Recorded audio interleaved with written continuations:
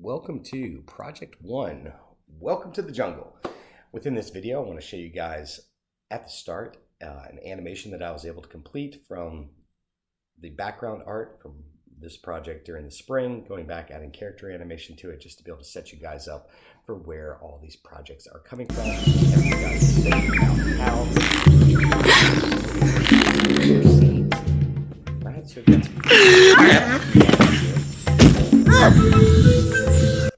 it's just a quick little animation. In this video, I want to go through and show you guys how to be able to think about your thumbnails, how to be able to think about gathering your reference images, and setting up your file structure for these environment projects. On the D2L, there is a full project description for this. Please go through and read there. Read through it. There are reference images. There's other good stuff in there for you guys to be able to collect and look at, and that should be pretty helpful for you, but I'm not going to read it to you. In this, we got plenty of other stuff to cover. So when I'm working on these, right, I've already gone through and gathered a whole bunch of reference images at this point. In those reference images, we'll talk about that in a sec. I'm ready to start building my thumbnail after I've really studied those. So within my thumbnail, I'm looking at just different shape layers, looking at overall composition, where my light source is going to be. I'm thinking about all these things when I'm first describing this initial sketch. And if this has sort of a good line language to it, I know that I'm off to a good start when it comes to these renderings, right? So then that's how my final rendering is going to turn out. What I'm looking for you guys to be able to do within this project is to build up a lot of foliage, a lot of trees, vines, things like that, and make this feel like a populated active jungle. You can see how we've got the layers of trees that are going back within that atmospheric perspective and getting more hazy. We've got bushes, we've got plants and things like that in here. We've got tree bark with some depth and actual shape to it. We've got unique cutout silhouettes happening within these plants, and that's the goal, is to be able to render this stuff, ground, foliage, all that good stuff quickly and effectively without having to go through and render every single leaf within your composition. Now, there's a lot of great color usage that's happening within this piece that's helping to direct the viewer's eyes to where I want them to look, and we're going to get into it and really start talking about all that stuff within these next couple videos. Now, let's get into the reference images. I want to be pretty clear about what you guys should be looking for with the reference images. The first thing that I want you to understand with these reference images is that you should be looking for actual paintings. Okay, you do not want to be looking at reference photos. Reference photos, photographs, photography are good for sort of very high level compositions, but I really want you guys to be looking at how illustrators are translating these scenes into paint, into pixels. If you're looking at photographs, it's just not going to be the same. And within illustration, there's all types of things that we're pushing and pulling further to make sort of this super reality onto the canvas. So the first thing that I like about this reference image here, and something that I want to stress with you guys within these scenes, is to please look for your environments to have multiple levels to them. There's no reason why your jungle needs to be just a flat line going across the ground. That's uninteresting. It's not fun for the viewer's eye to actually be able to look at. Now, compositionally, this one's an absolutely gorgeous one with all these different planes that we're creating for the viewer's eye to kind of circle around to this old structure up at the top. You can see we've got the vines, we've got the small foliage within the foreground. There's multiple layers of depth. That's something else that I'm looking for you guys to be able to create within here. So we've got some plants that are really close to where the audience is looking into the illustration.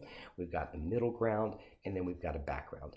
For this one, and for all of your paintings, I really want you guys to push the jungle aspect. Get deep in the forest, lots of trees, some exposed rock, but we really don't need to see too much sky within these pieces. This one is very much an establishing shot for the character. You can see how tiny he is, and this is sort of just a world view of the scene, or maybe the video game level of the characters existing within. I would recommend that you guys tighten it up just like you saw within my example animation, to where the character becomes more of the focus, and they don't have to travel just left to right on the screen. They can start in the foreground and then travel back into the scene as well.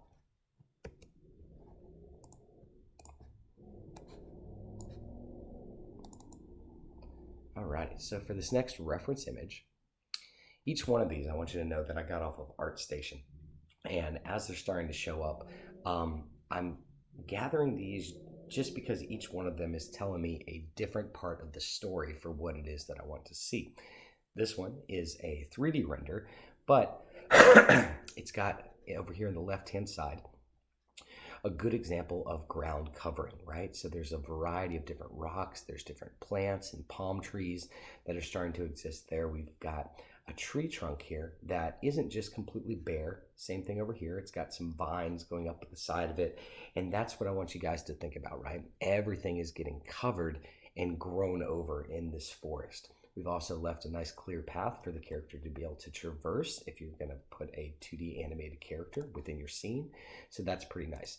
The next couple images that I want to open up here are looking at, I got one more, foliage.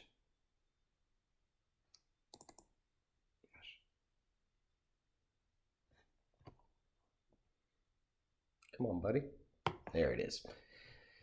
So we're going to start off with a really strange one over here on the bottom right-hand side that made me want to download this. I think this is a super, super neat, unique shape that they're using for the wood, the leaves. You can see how we've got the nice details of the moss and the other smaller details that are starting to grow up on top of it. And this is just a beautifully, beautifully rendered shape. You can get creative.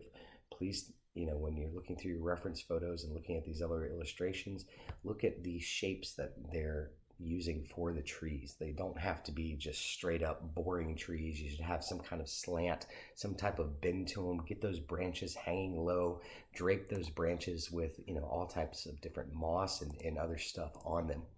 And it's just going to look even better.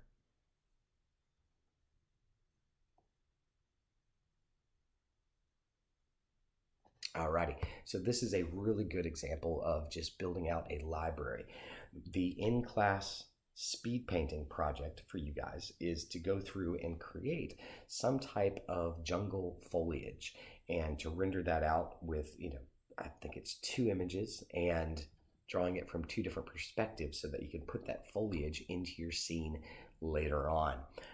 This is a really cool example of sort of building out a quick library, and I wanted to show you guys all the variety of shapes that they're using here and some of the tricks that they're using not to have to render every single leaf. There's nothing that says that you can't draw 1 or 2 of these, right? Or 3 of them, and then just copy and paste them throughout your scene on different layers. That's one of the best parts about digital painting, right? If you create sort of a few of these, you can copy and paste these throughout your entire shot and then just combine the layers, paint some shading and shadow on them, and no one will ever realize it. But yeah, this is a really, really good collection of different types of plants. So think about those different plant shapes and the shape language that you're using for your scenes. Okay, so this is another really pretty one that's getting into a similar shape language that's going on here. We've got our vines, we've got our crooked tree shapes. Notice how we've got the atmospheric perspective where everything's starting to move back in the fog. That looks pretty nice. We've got our deep teal blue shadows going on. We've got our multi-planes that are happening. Our trees aren't just bare trunks. They've got some vinage that's growing over them. And this is a really good example of sort of what we're looking for coming out of this project. Could be just a little bit more foliage going on here and get away from the local colors so that dirt isn't just brown.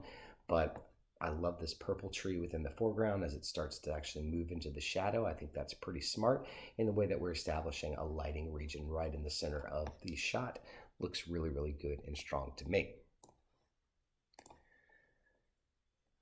All right, I'm gonna skip through some of these other examples here so that we can get on to opening up our Photoshop file. This will be the last one that I'll show you guys. Cool. So another strong example where we're really kind of getting away from that flat ground plane. I really like the waterfall that's happening within the back of this and how loosely they've rendered out that water. just really, really great shape language that's going on here, from the rock structures that have been overtaken by the trees to the circular structure that's framing what we want the audience to actually look at here.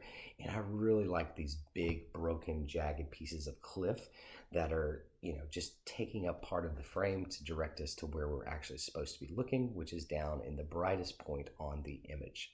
Notice the blues that they're using within the background. Things are getting more muddied. We'll talk about that when we're going to establish our initial sort of color balance after we get past the thumbnails and start blocking in our colors.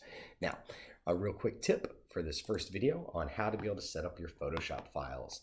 So you've got an option within this class. You can do this, you can make your canvases any size. I do have some preferences, so please make sure that you're working at a resolution of 150 DPI. If you're not working at 150 DPI and you're just at the standard like 72, you're not going to have enough pixel depth to be able to create a really stunning image in here. You need some pixels. 300 is usually what they want for printing standards, but that is well overkill, and 150 is going to work just fine. Next thing, 1920 by 1080 is going to be our standard screen resolution. What I've done is I've multiplied that by 2 to be able to get 3840 by 2160. So now it's twice the size of a 1920 by 1080 canvas at 150 DPI, which allows us the ability to be able to, zoom in a little bit, move the camera around if we needed to within an animated shot. But if you guys want to start thinking about camera positions, you can go through and you can make these more taller images as the camera is going to pan up to it. You can make it longer images. You can make an L-shaped image, just as long as you've got that 150 DPI and we're working something beyond 1920 by 1080. Just in case later on the directors ask you to zoom in, it's always a good idea to make these twice as big as you need to. All right, so the next thing I want to recommend to all of you guys is that we pick for our canvas background this middle gray color.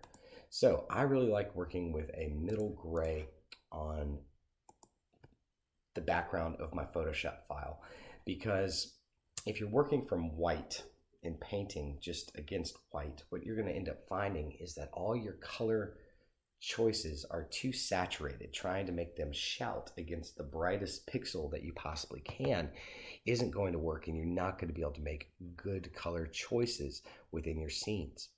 Another great idea here is, since a lot of you guys are really new to this, and we've seen in those reference videos that we watched on day one, is you do not have to be the world's greatest color expert coming out of the gates here. You're not expected to be. It is perfectly fine and reasonable for you guys to be able to, say, drop one of these reference images into your Photoshop and start using the eyedropper from that, just to be able to get an idea of what your color system within this shot is going to be. Okay, so this is how I would actually work with this. So this is sort of the middle ground here. We've got some lighting that's coming through it, but I want to show you guys some quick notes on color, okay? So generally, when most of you guys are painting, if you're just starting off with Photoshop, you're probably going to start to pick, oh, I want green. I want a really bright green up in this right-hand corner. Well, when we start to work this bright, we're on the same level as white. Most of the colors that we're going to see in these beautifully rendered scenes are really, really low and really to the left of the color wheel, the color picker. You can see how far down I am.